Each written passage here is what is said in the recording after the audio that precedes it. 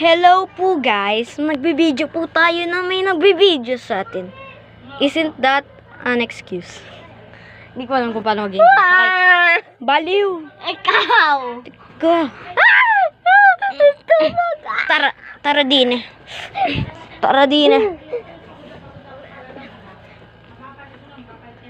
Nagkaroon siya ng honor for the first time in forever.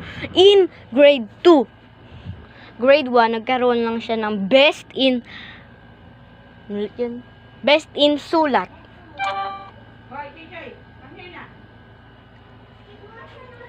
Eto na tayo. Part 2 na rin.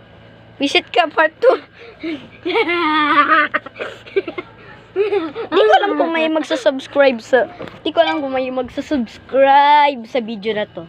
O magla-like. O mapapanood to. Pero wala akong pakialam. Pero pag nag-thank you kayo. Malaking ilog. Malaking ilog.